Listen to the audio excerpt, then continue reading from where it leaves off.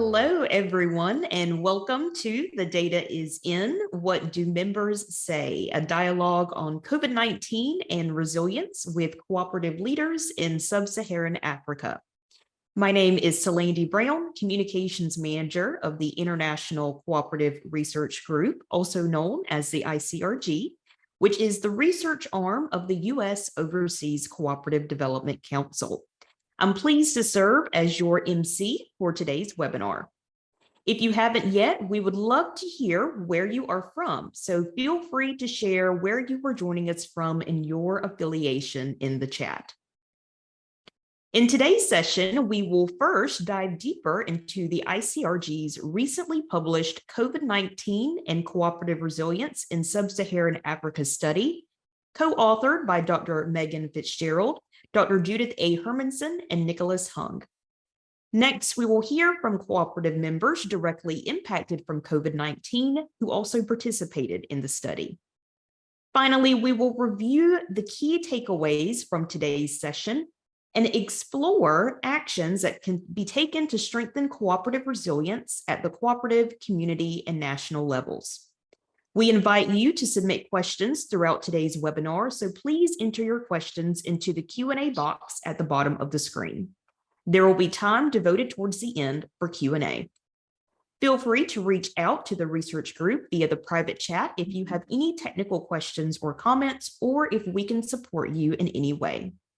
Please note that this session will be recorded and made available for anyone to view on demand.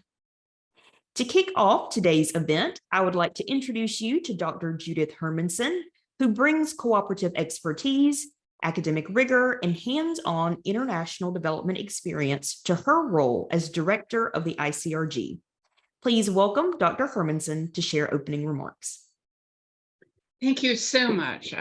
It is a great pleasure to be here, and let me extend a very warm welcome to each and every one of you from wherever you might be joining us.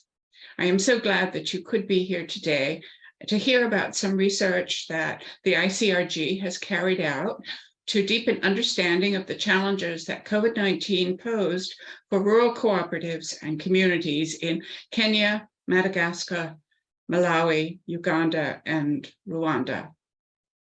We have some very interesting evidence to share with you today, not only about the challenges presented by COVID-19 for cooperatives, but also the strategies used and trade-offs sometimes necessary to try to lessen the pandemic impact for members and the larger community. Through the actions that cooperatives took, they demonstrated the strength of the cooperative model, our research shows. And without taking away from what you will hear in a few minutes, which will provide you more detail, we found that the cooperative business model does indeed support the resilience of cooperatives to withstand external shocks, such as we experienced with COVID-19. However, you may be surprised, as we were, to learn about the many different ways in which cooperatives showed their resilience.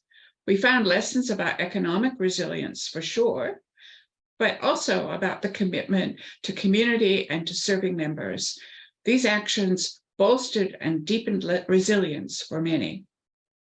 So you'll be hearing about this fascinating research directly from ICRG's lead researcher on the project, Dr. Megan Fitzgerald, from our research partner in Kenya, Mr. Timothy Biskaya, who will chair a panel of cooperative leaders who participated in the research, Mr. Sami Asawa, Mr. Morris Mutisia, and Mrs. Claire Pamela Atu.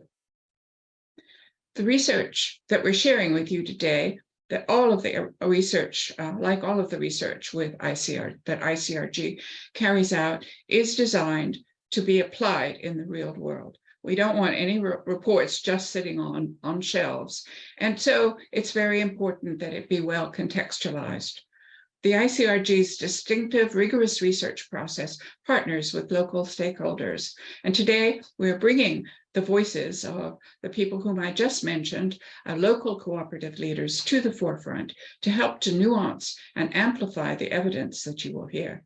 What we are doing here today underlines the value of local stakeholder participation to increase our understanding of data. We could not have presented the program today without the help and support of many people, both those whom you will meet on stage and whom I just mentioned, and also those behind the scenes. Their support also has been invaluable. So before handing back to the MC, ICRG's communication manager, whom you've already heard from, Ms. Salandi Brown, I would like to take this moment to convey our special thanks to USAID for its financial support for the research, all of the research participants who are part of this evidence that we're presenting and who gave of their time and knowledge to contribute through surveys and focus groups. To our research partner, Cooperative University of Kenya, and Professor Isaac Niamongo, who generously shared the program among colleagues and with the CUK network, and CUK research colleagues also here today, Dr. Lucy Kignane, Dr. Charles Wambu, and Mr. Victor Wambua. And finally, an expression of appreciation to all of our OCDC and ICRG colleagues. In conclusion, I extend my great thanks to all of you for being here and for your presence and your participation in the dialogue during this event, which I hope you will find valuable and from which I hope the conversations will continue as you think about these very interesting findings. Thank you again. Thank you, Dr. Harmanson, for these wonderful opening remarks. Before we move forward to the study presentation, we would like to invite all of the participants and attendees in the room to participate in this short poll that will be launching on your screen momentarily. And so we invite you to answer this question. Which of the following is not one of the original 7 cooperative principles? So we have answer choice A, which is cooperation among cooperatives, B, diversity, equity, and inclusion, or C, concern for community. We'll give a couple more seconds for audience members to answer. Great. It's like we have 13 out of 28 participating thus far. And a couple more seconds.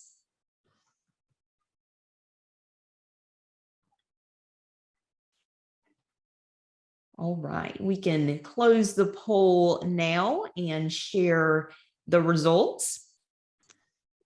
All right, so the correct answer is B, diversity, equity, and inclusion. And just as another fun note, even though this was not in the original set of 7 cooperative principles, many cooperatives are actually adopting it as the 8th principle. Cooperation among cooperatives is, of course, our 6th principle, and concern for community is our 7th. So in the COVID resilience study, these principles were really key factors that captured the essence of cooperative resilience. So next, we will be diving deeper into other insights from the study that emerged from the research. To share more of these exciting findings, I would like to introduce you all to Dr. Megan Fitzgerald, Senior Researcher of the research group and lead researcher of the COVID resilience study, to dive deeper into the findings. Thanks, Salandi. Before we dive into hearing from our panelists, I will review the study that we completed last year regarding COVID-19, cooperatives, and resilience, and what we found, to lay the foundation for our panelists' comments. As Judith noted in her remarks, the cooperative model has much to offer its community in times of economic and social strife. Not every cooperative in our study thrived during COVID-19. Many struggled under the strain in various ways, and we'll hear about that from our panelists. However, the main point and the unique structure of principles to which cooperatives adhere did provide flexibility and communal strength, which seemed to mitigate the impacts of a pandemic, which might have had much worse consequences for cooperatives and their communities. Now, let's find out what the research uncovered. In this study, we sought to identify the major challenges faced by cooperatives in sub-Saharan Africa during COVID-19, as well as strategies and strengths employed by cooperatives to mitigate adversity. Further, we endeavored to understand whether and how these challenges and strengths related to cooperative business resilience. Next slide, please. We sampled 30 cooperatives representing mainly the agricultural sector with various value chains, as well as a few housing cooperatives. These cooperatives were sampled from a larger group that had participated in the CLE and CLLE events from 2016 to 2019, and for whom we had data from this time. Through a combination of survey interviews and focus groups with these same cooperatives, we collected current data and were able to make comparisons between 2021 and pre-COVID data across multiple factors related to cooperative operations, policies, and environments. From these findings, we were able to draw inferences about the impacts of COVID-19 and cooperative resilience. In these next few slides, I will share with you the main highlights of our study. Next slide, please. We measured business resilience using the business membership ratio, or BMR, which is the cooperative's annual income per member, or divided by the number of members at the cooperative. Business resilient cooperatives were those who saw a positive change in BMR from pre-COVID to 2021. Non-business resilient cooperatives were those who saw a decrease in business membership ratio. Our results showed that about half of the sampled cooperatives were business resilient and half were not. This led us to ask why. What were the challenges that face cooperatives? And why were some able to thrive even during a pandemic, while others were not? Next slide, please. From pre-COVID to 2021, membership increased for all cooperatives in the sample. One major difference between the business resilient cooperatives and non-business resilient was the degree to which membership increased. As you can see from this graph, non-business resilient cooperatives membership increased nearly threefold compared to the business resilient membership. Further, the non-business resilient cooperatives' average annual income decreased, while business resilient cooperatives' income increased. So a substantial increase in membership alongside a declining income may have placed an untenable strain on resources for the non-business resilient cooperatives. However, it is interesting to note that all cooperatives saw an uptake in membership from before COVID to 2021, indicating that cooperatives were seen as a desirable source of needed services during widespread hardship. Next slide, please. Cooperatives reported government restrictions imposed on mobility during COVID-19 to have been their greatest challenge, significantly impacting when, where, and how members could meet, as well as the transportation of members and products. Relatedly, we found that non-business resilient cooperatives had a greater average distance to the nearest city, being almost twice as far as the business resilient cooperatives. A greater distance raises the cost of transporting goods for members and cooperatives alike, and may have been exacerbated by increases in the cost of transportation during government restrictions. Other major difficulties included financial hardships, such as job loss, inability to pay rent on defaulting on loans, as well as reduced operations and sales, which would be a byproduct of both mobility and financial challenges. However, on a positive note, all the cooperatives in this study were able to remain open during COVID-19, which speaks to the sustainability and adaptability of the cooperative model.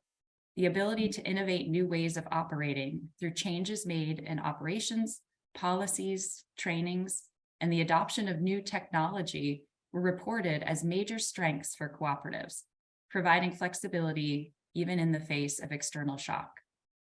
Some cooperatives relied heavily on diversifying their products and found that it helped to maintain revenue. For example, a housing cooperative created income-generating projects that could bring in revenue apart from savings.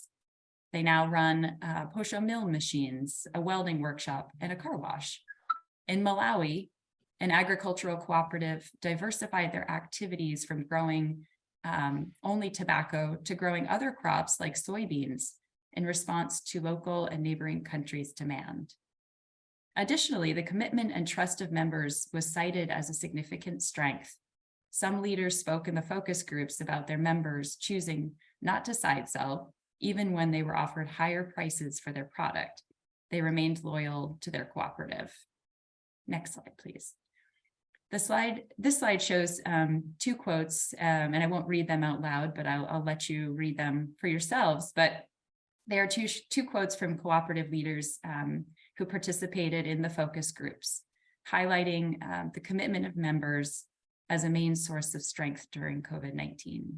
And so furthermore, all cooperatives in this sample provided some kind of service to their members related to COVID. These included PPE, such as masks, hand washing stations, sanitizer, as well as health trainings, housing, and food. Surprisingly, a greater proportion of the non-business resilient cooperatives, those again whose annual revenue per member decreased, they provided more of them provided each service compared to the business resilient cooperatives. Non-business resilient cooperatives also saw a greater increase in membership, possibly increasing the demand for services. It is unknown whether the provision of more services may have contributed to a decrease in revenue per member during COVID-19 for those cooperatives. But this example shows another achievement of cooperatives in the face of hardship, the ability to serve their members in times of need, despite external shocks. Next slide, please. In conclusion, we found business performance to be just one measure of cooperative resilience, which does not encompass the entire spectrum of factors that help sustain a cooperative. Even those cooperatives whose business performance declined during COVID-19, they managed to stay in operation. Not only did they remain open, but they were able to offer important services to their members during a time of great difficulty. These achievements are testaments to the fortitude and value of the cooperative model during times of widespread external hardship. The fact that those who experienced declines in business performance were those who offered the most services is an interesting point of inquiry in regards to the balance between service provision and business viability that may be explored in future research. Thank you very much. That concludes my presentation, and I will hand it back to you, Salandi. Thank you, Dr. Fitzgerald, for sharing more information about the methodology and other insightful findings from the study. We'd now like to move to our Local Voices panel. Mr. Timothy Bisakaya, Cooperative Expert Consultant based in Nairobi, Kenya, will be moderating this session. Timothy is one of OCDC's valued partners who led the data gathering for the COVID resilience study. I'd also like to take a few moments to introduce you to our panelists for this session. Each of these individuals are experienced cooperative leaders who participated in the COVID resilience study.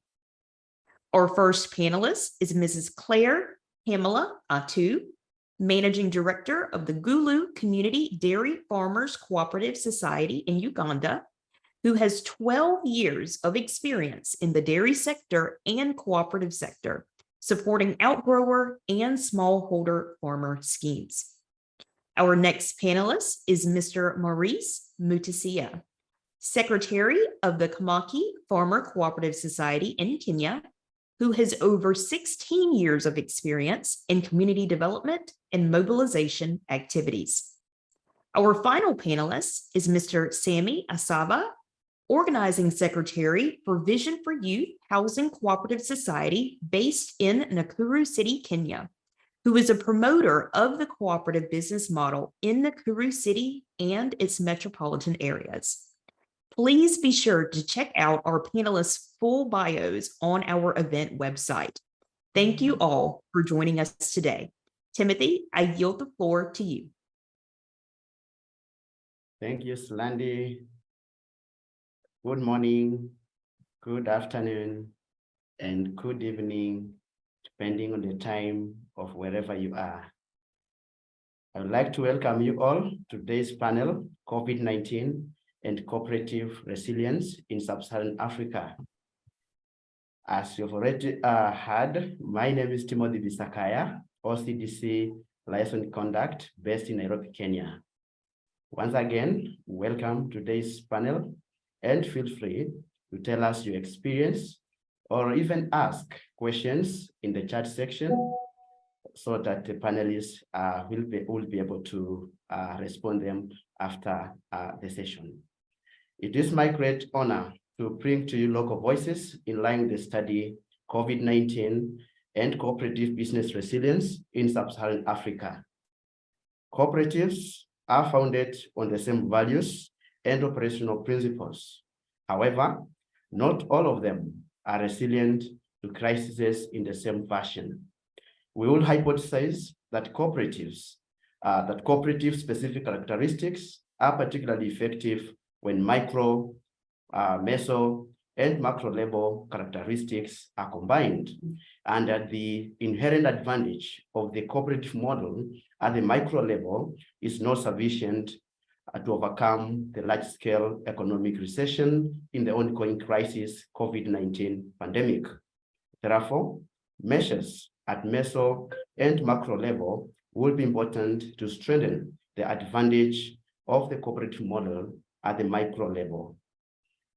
Ladies and gentlemen, in this study, one of the major challenges for cooperative resilience was the inability to meet in person due to restrictions on movements like curfews and lockdowns.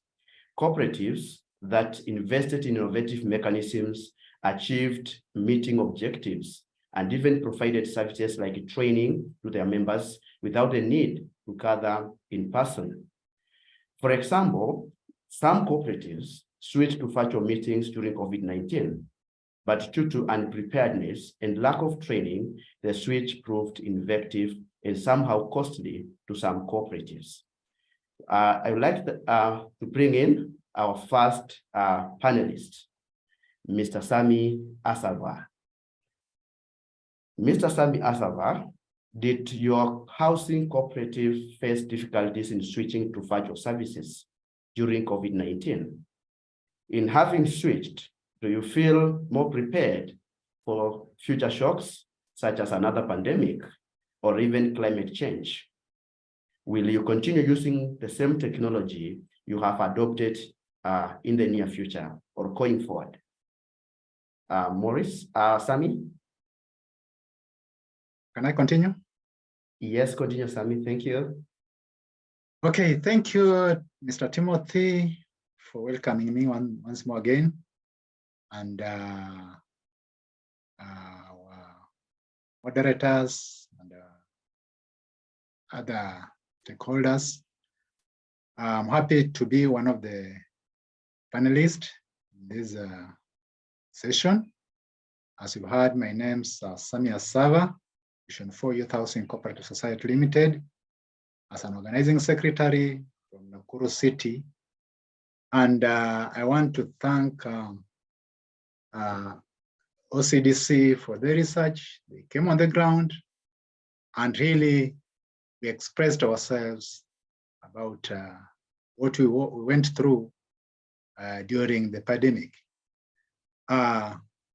If I can respond to the questions from Mr. Timothy, we launched a new electronic cooperative management system in a wake of COVID-19. We did this so that we could continue serving our members. There were many restrictions and we were forced to go digitally. However, we're not prepared for this transition. In Nakuru, we live in informal settlement where we are giving our services. And this thing, when pandemic struck, really it was so hard for us to continue with our activities. And that's why we tried our level best to see everything will go as usual. As I can respond to the second question, members did not know the system, and most of them even had no gadgets to access the internet. The majority of our members live in informal settlements, and with the COVID-19 ambush, they were not able to contribute toward their monthly savings. leave alone access to the internet or the new system that we launched. However, we had our partner who offered support to train members on the use of the system. The majority of our members can now access and use the system with ease, at ease. If I can add something on that, our members, they could not access this system, and even for those who had the gadgets, they didn't know about internet. So we looked the way where we approached one of our partners and who came and also assist us in training our members. And really, it really helped us, and our business went as usual. As I can respond to the third question, the management system enabled us to diversify the cooperative activities, and we now serve as model for our members. We launched a car wash, established a poultry farm, and even ventured into organic agriculture, and now we sell fresh vegetables in Nakuru. We analyzed cost and decided to establish a biogas plant so that we can save on electricity bills. With the system, we can now track the performance of every activity. We are now more prepared for any uncertainty. Here, if I can add something, is that we used just to depend on the savings of our members and meet as usual our general meetings. So, but we came to realize that we cannot depend on savings from our members. So we decided, through the help of our partner, to look for another way so that we can have an income. And that's why we came up with some activities for us to have an income generating activity. And that's why we started poultry and car wash and other things, as I've said. We have embraced the system, and despite many challenges, we have been able to create some awareness for the members through training. The system saves time, and we can track our cost and revenues, and we can communicate with our members with ease. We are not turning back the system. We need it to continue serving our members effectively and even get prepared for any future pandemic. Really, if I can emphasize on that, we've really adopted the system, and it saves time. And to say the truth, we used to go to the bank maybe physically, but now when we were introduced to this system, now we can track our accounts in any way. We can communicate to our members when we want to meet them. We can have a Zoom meeting. We can communicate in SMSs. We can communicate in WhatsApps. So we are really happy for this system and this digital system, and it really helps our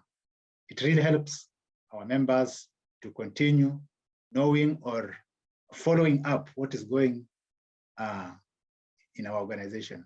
Thank you so much. And I'm here to learn from other members. And I know through this exchange, we are going to get much, much more experience and even to adopt the experience. Thank you so much. Thank you so much, Sami. Ladies and gentlemen, what we are getting from Sami is that the adoption of a new cooperative management system. And I want to correct that by saying the adoption of a new electronic cooperative management system helped the cooperative to track costs, savings from members, and even was able to track their revenues. It also helped the cooperative to enhance effective communication with the members. Let's now move to the next question. And for the next question, members, I would like to bring in Maurice Mutisha.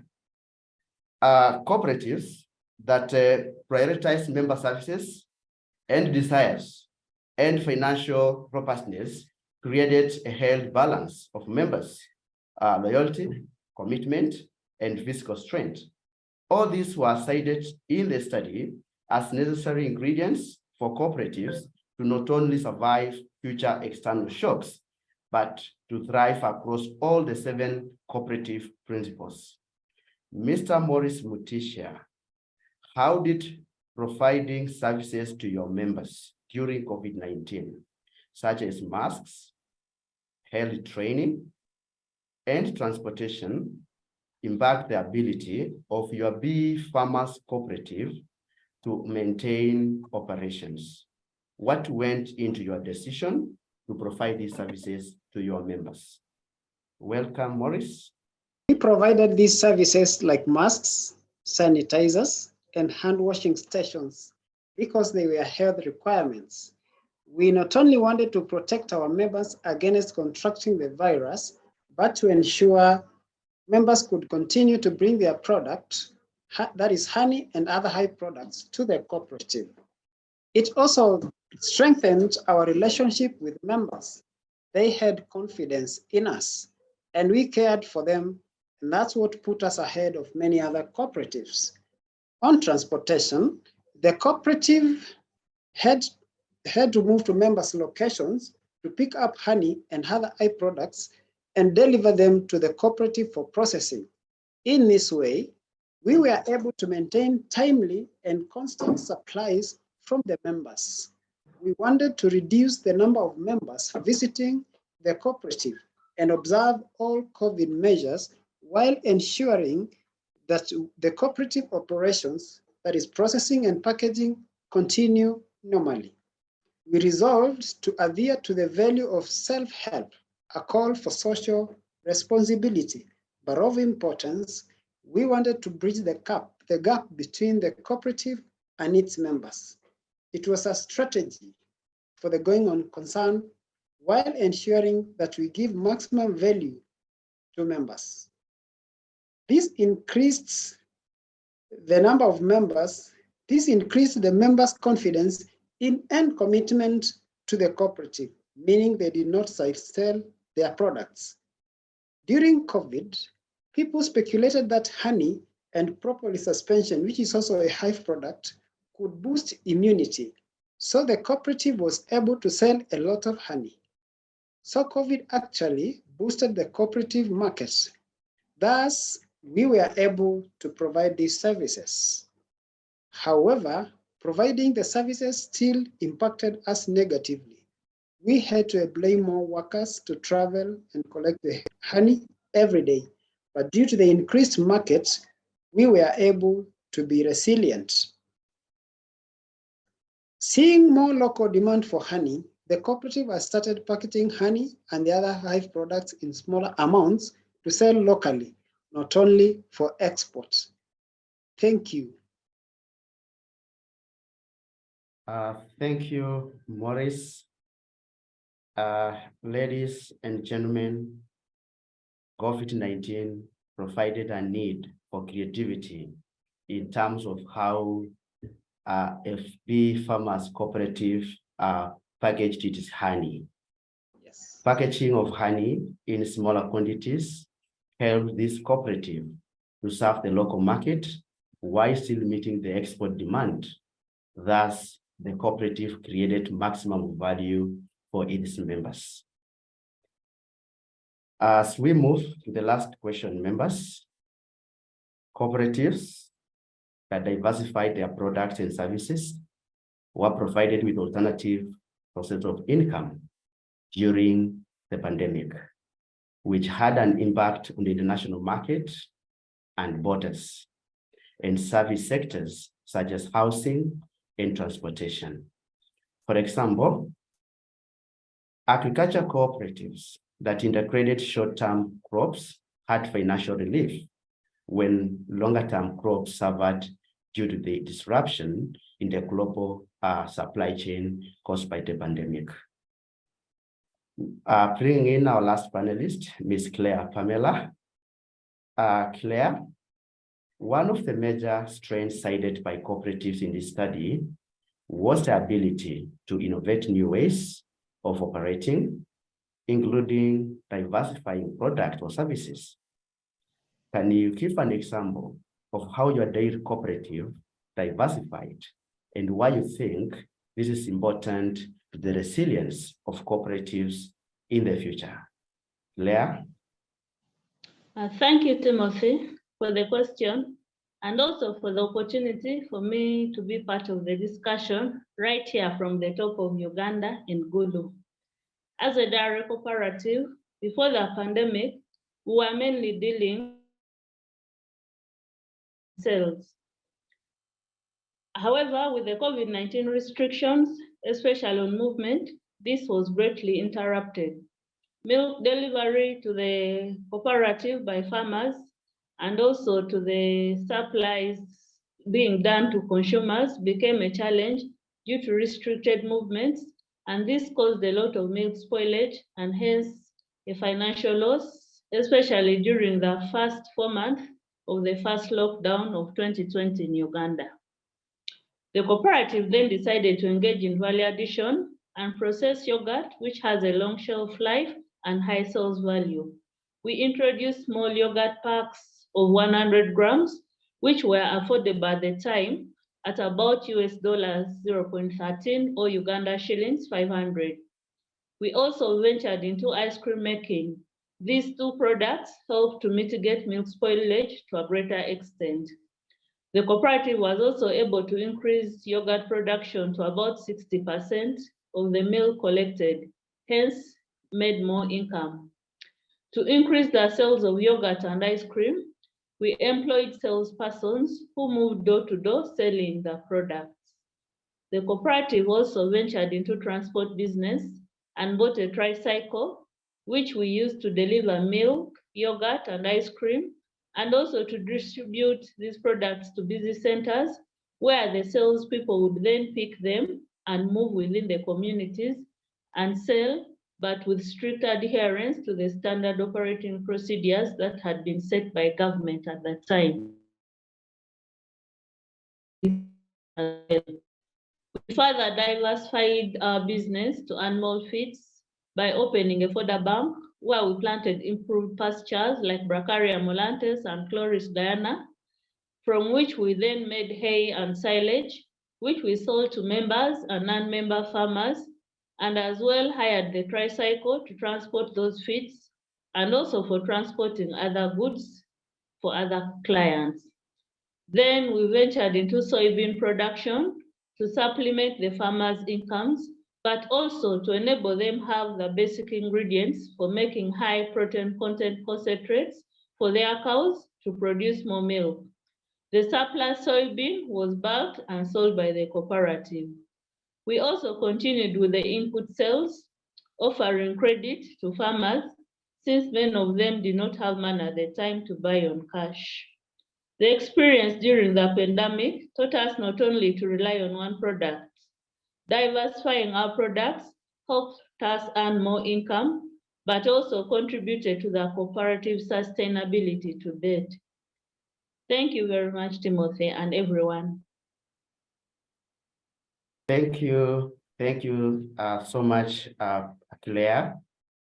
And what we are getting is that through diversification, your dairy cooperative was able to boost its income flow and even survive the negative effects of COVID-19.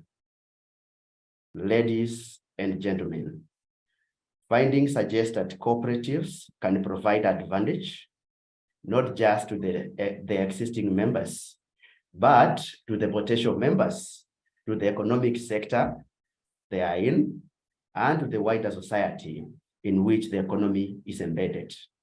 The findings further demonstrate cooperative capacities and potential to enhance the ability of the affected population and the direct beneficiaries to cope with the crisis and to prevent or even reduce the impact of a crisis will allow stakeholders and public policies to take this aspect of resilience role into their considerations.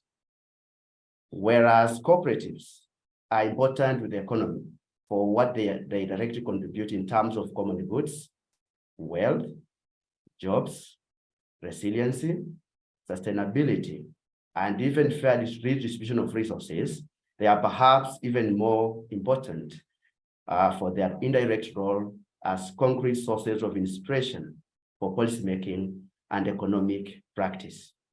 Thank you all, and I wish you all a good day and a good evening. Silandi. Thank you very much to Timothy, Claire, Sammy, and Maurice for sharing your experiences. We have learned a lot today from our speakers, and so we want to take a moment now to really further explore these key takeaways and share how you can strengthen cooperative resilience at the co-op, community, and national levels.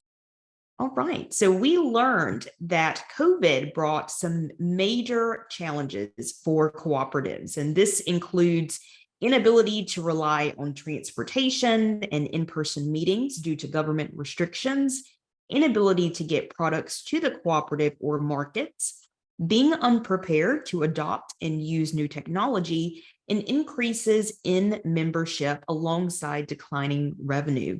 But let's take a look at how these co-ops again coped with these challenges.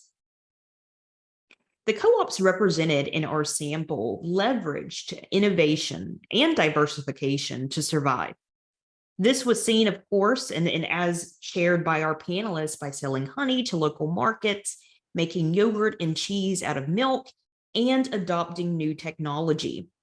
Pursuant to the essence of concern for community, these co-ops offered extra services to members in a time of need, subsequently increasing trust, commitment, and loyalty in preventing side selling.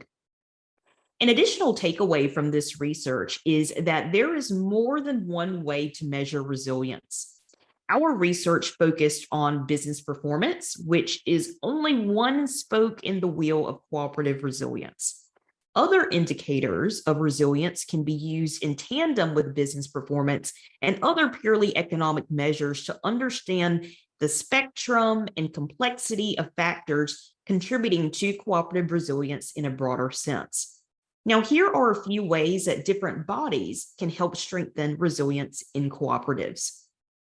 First, national, regional, and international bodies might advocate for policies that provide flexibility in terms of transportation restrictions during future emergencies. This type of policy would help mitigate the many challenges that stem from lack of access to transportation and enable co-ops to continue operating and provide services during times of need. This protects not only the business viability of the co-op, but the well-being of the members and communities they serve. International partners and apex organizations might prioritize research and training initiatives for diversification of products to increase flexibility during external shocks. This can provide co-ops with alternate sources of income during hardships that impact international markets and borders. In this study, several co-ops cited their ability to innovate and diversify as their main strengths and sources of resilience during COVID-19. These organizations can also improve existing technological infrastructure and literacy to enable efficient adaptation to external circumstances. Internet connectivity was cited in the focus groups as a major barrier to technology for some rural cooperatives. Investments that support cooperatives' transition to a virtual space would increase their adaptability. This includes supporting the uptake of digital tools such as mobile transaction applications, Zoom, or other virtual meeting platforms and equipment. Finally, we've identified a few recommendations for cooperative management. Cooperative boards and leadership might develop systems for decision-making and training that do not require in-person meetings. In order to prepare for a future emergency, co-ops should invest in innovative mechanisms for achieving outcomes and providing services without necessarily the need to meet in person. Additionally, cooperative management might ensure decision-making processes integrate both a member well-being perspective and a business viability perspective. This allows for a healthy balance of member loyalty, commitment, and fiscal strength to prevent substantial loss of revenue due to providing more services. Now, while this research reveals some important findings regarding cooperative resilience and the impacts of COVID-19, it is evident that there is still room for future research to be done. We hope that these recommendations are useful for you to strengthen cooperative resilience at the co-op community and national levels. It is now time to enter into Q&A. So we will be inviting our presenters, panelists, and researchers back to the stage. And so while they are joining, I see we have a few questions already coming in the chat. So it looks like we have everyone here. So I will go ahead and jump in to make the most use of our time. So the first question we actually have is for Mr. Sammy Asava. Mr. Don Humple, he asked, how did your cooperative fund the training of members and the technology changes to members' monthly savings contributions and management systems? Well, thank you, Solandi. And I want to thank the participant, Don Humpai, for the question. And I'm really happy to have this question. What I can say is that it was somehow difficult for us to adopt at the first time, but we want to thank the partner who came in, and we could not train all members together because of the restriction. But what happened was that our partner came in to train the board members. And the board members, because they had that know-how of the technology, so through the help of our partner, he added value to that technology that the board members had. And really it helped us. So we adopted the system, electronic system, where now we started sending SMSs to our members. Also, we formed a WhatsApp group to our members, all members. So we used to share everything that it was taking place in our organization. And it was a bit tricky because we didn't have that finance, the funds to call all members. But through this technology, it helped us. It was easy for us. And for those who could not read and write, because we are in formal settlement, we used to call them and even communicate to them about how we can make the organization to move. Also, we approached the bank and we had a discussion with them if they can give us an electronic system, how we can bank our savings. So they gave us the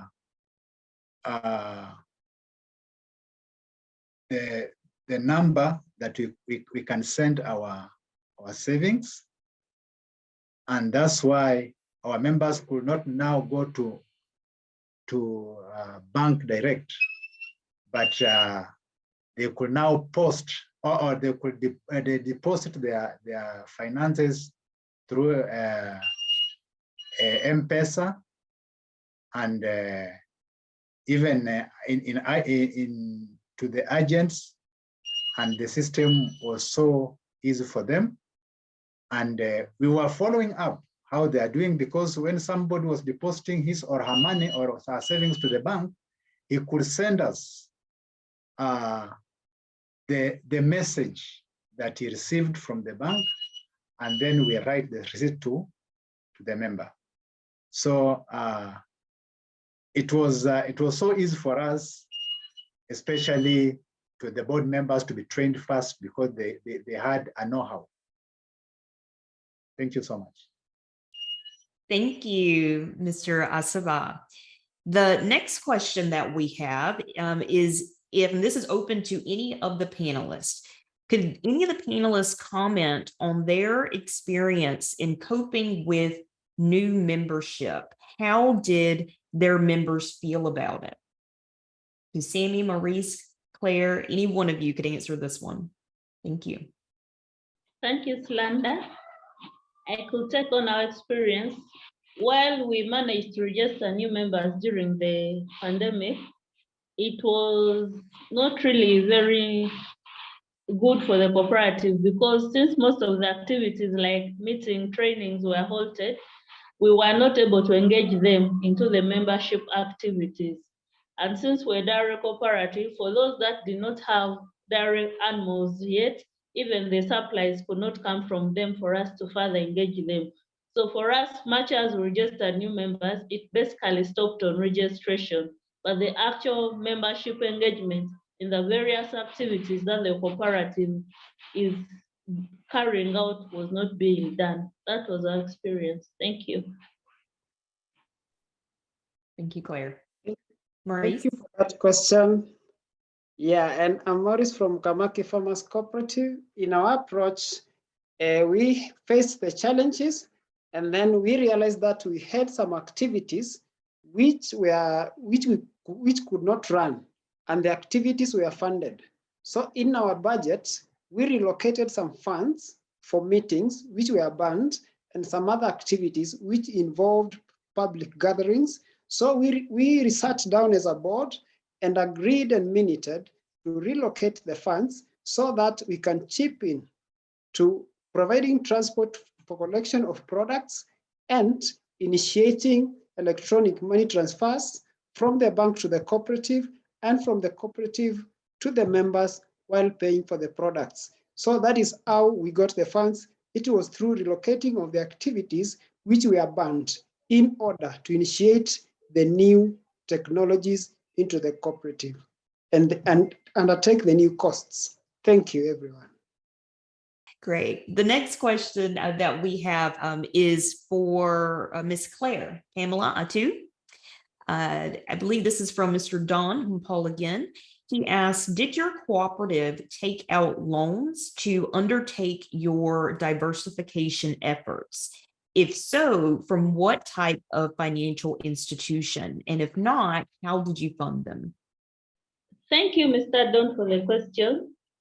The total credit that we gave out between March 2020 and July 2021 was equivalent to $991.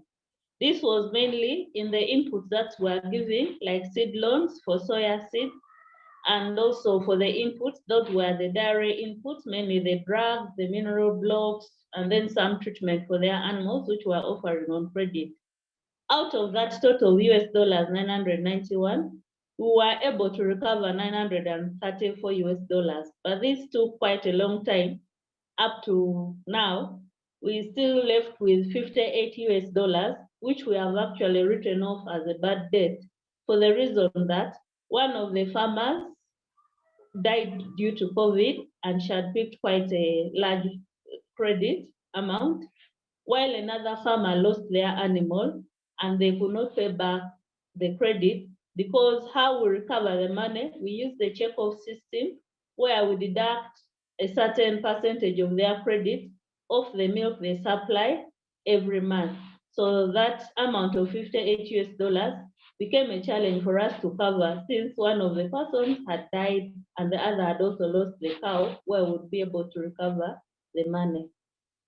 Thank you very much. Thank you, Claire. The next question that we have is from Caroline Bailey. And she asked, have you seen an uptick in membership since restrictions have been lifted and economic activities have returned to some level of normalcy because people have seen the resilience you had during the height of the pandemic? And we'll open this question to all if anyone would like to respond. To us in Kamaki Farmers Cooperative, whereby farmers are practicing beekeeping, we have seen a rise in registration and membership, because for bee farming, you do it from home. So when the COVID rules said you work from home, most of the people relocated to their homes and they were able to keep bees and then register to the cooperative, and they've been able to keep on accessing the member benefits from the cooperative. So to us, we realized a good rise in membership, because before COVID, we had around 500 members, and a year later, we shot up to 700 registered members. Thank you. Great. Thank you, Maurice. Thank you.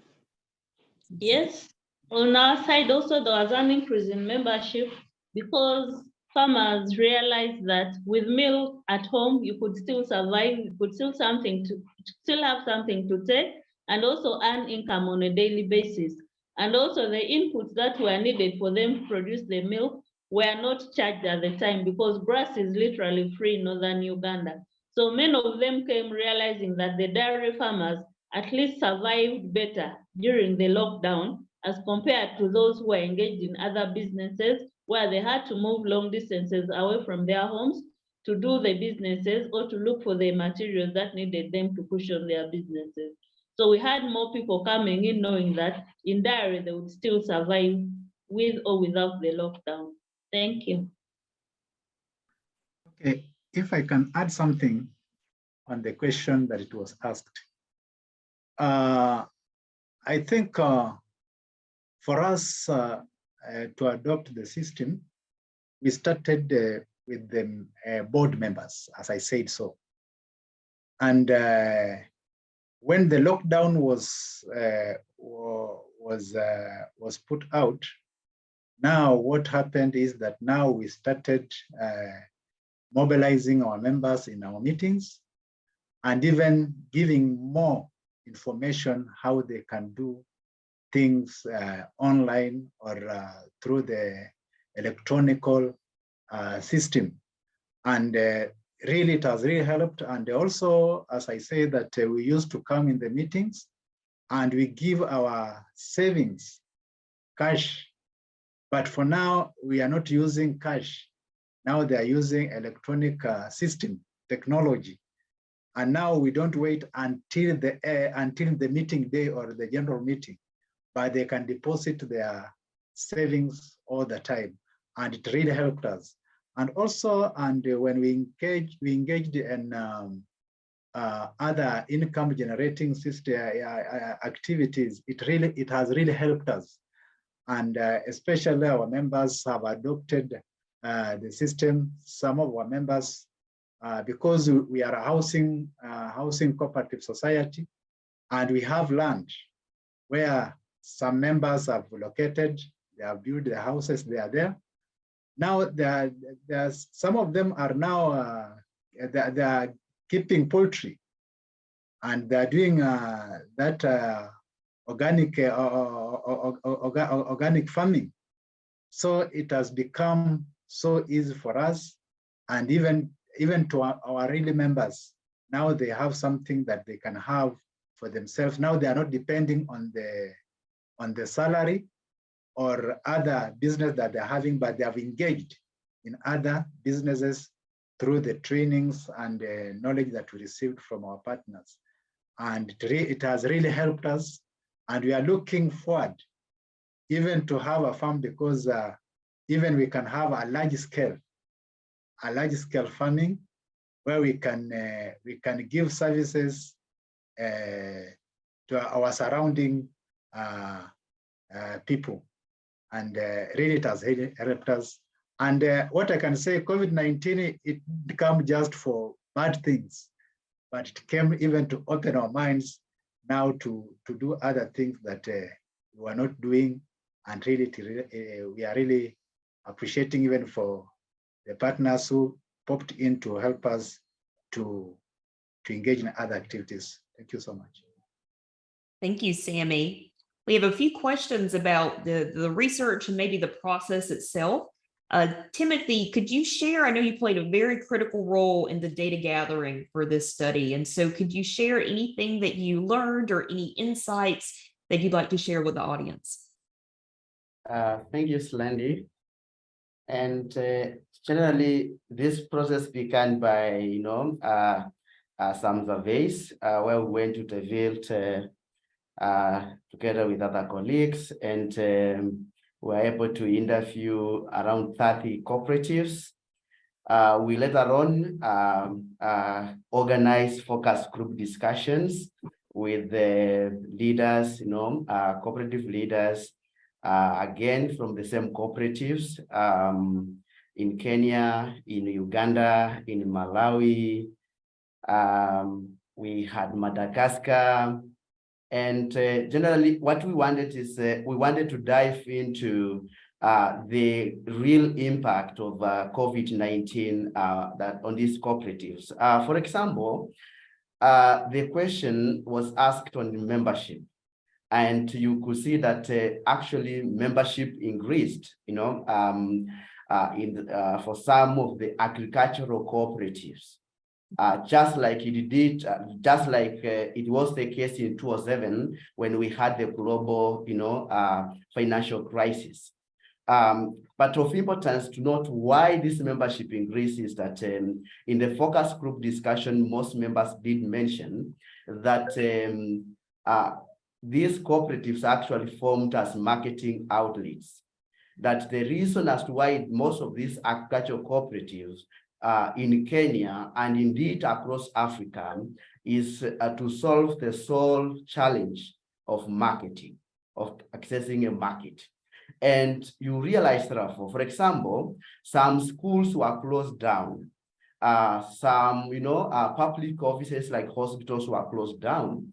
And this is the only place where, for example, dairy cooperatives were supplying their milk. For example, a cooperative in Bomet County in Kenya was supplying milk to private schools. And private schools, because students who are not there, they could not, of course, continue for around 11 months. No learning, no students going to school. Therefore, that meant no buying of milk. So that meant that this cooperative indeed totally lost their primary market. Now they had to reach out to the union, or rather the dairy port in Kenya, and they were able to, to be opened up to a new market. Now, other dairy farmers around, Bomet County, who are having, of course, the same problem of where to supply their milk, went to join this cooperative. And actually, during the focus group discussions, the leaders did mention during that time, they were able to get about 120 new members. So generally, when you look around most of the issues, especially on the why the increase of membership for agricultural cooperatives, it was directly linked to the marketing challenge during COVID-19. And how did we get this marketing challenge? Of course, you understand that there were curfews and there were lockdowns in some cases. That meant that only a few earmarked, essential service providers could provide, could move around. Now, most of these cooperatives, you realize they don't have, transport services. What does that tell you? It tells you that they could not, of course, move around. Yeah, because one, they don't have access to transport and no one's coming to pick their milk. So generally, when we look at the issues of increase of membership for agricultural cooperative, it was linked to marketing. Now, when we look at other cooperatives which are not in the agricultural value chain, who participated in this particular, research, you realize that actually they completely closed down, or they are still struggling even to continue with their operations right now. So generally, you realize that the issues of diversification, the issues of innovation, the issues of looking for an alternative revenue stream was so important for some agricultural cooperatives. For example, we heard from Claire Pamela saying we could not sell milk, and therefore that means that this milk could go to spoilage. As a result, they had to think about other ways. For example, can we make powdered milk? Can we make yogurt, for example? Because if we have yogurt or powdered milk, we can go to the retail shop around, we can supply, and it can last on those shelves for around 90 days, 120 days, and even a half a month. So generally, issues of membership, issues of resilience were directly linked, to how the leaders thought, about the problem and the responses that they had to put in place. Thank you so much, Slandi. Thank you, Timothy. And for that very, very last question, and you kind of addressed it as well, Timothy, in your last concluding remarks there, but I wanted to also just give the opportunity to Megan, talking about those different value chains as well that were in the study. I know Timothy mentioned some of the things that came out of that, but were there any other differences in terms of business resilience that you saw emerge? Thanks, Solandi. No, we didn't find any meaningful differences by value chain. So what we found, or even by country. So every value chain and country that was represented in our sample had cooperatives that were both resilient and others who were not. And there were no significant differences discovered by value chain. So it seems that across the board, everyone struggled, with the effects of the impact, at least on a business performance level. So sure. Thank you for the question.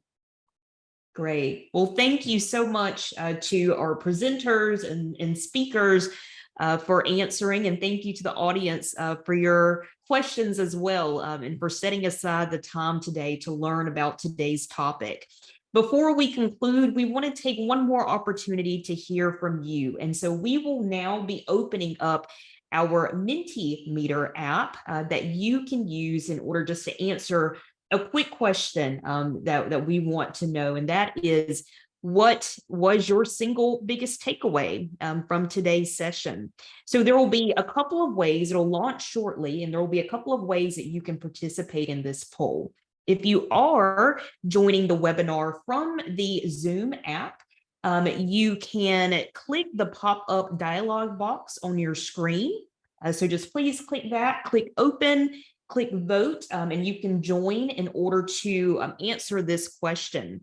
Also, if you have your phone or another device with you, you can scan the QR code that is on your screen to be directed to this poll question. You also can go to www.menti.com, which is MENTI, and enter in the code 84498769. And so it looks like we have 9 that are joined here today, and feel free again just to enter in anything that you took away from this session, from either our research and the presentation of the findings, or from the local context as well, and hearing from our panelists. And so we can go ahead and start showing some of those answers that we have coming in. And let's see what we have. We have the many ways cooperatives responded, uptick in membership. Yes, absolutely. And self-reliance is co-op strength. Wonderful. Yes, I know there are so many things that we can take away from this session, but again, we wanted to just have this opportunity for you to share. We also have increase in membership, co-op adaptations with products. Absolutely. Cooperatives are resilient. They support members in times of crisis.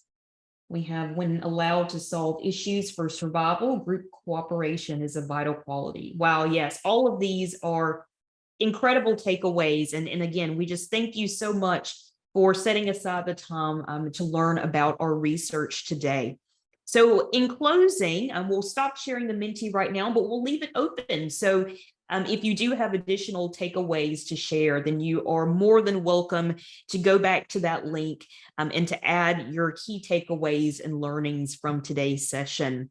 But in closing, we again just wanted to express our appreciation to each of you for joining us today. We will be sharing the recording for today's session, the PowerPoint, and a short session evaluation in the coming days. And we are eager to hear any feedback that you have.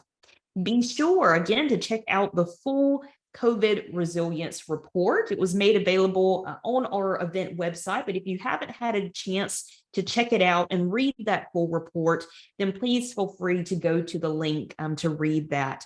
Again, if you want to learn more about OCDC and the research group, you can go to ocdc.coop.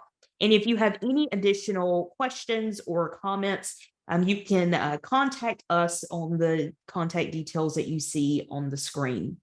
Thank you all again so much for participating and for being a part, and we will see you next time. Thank you.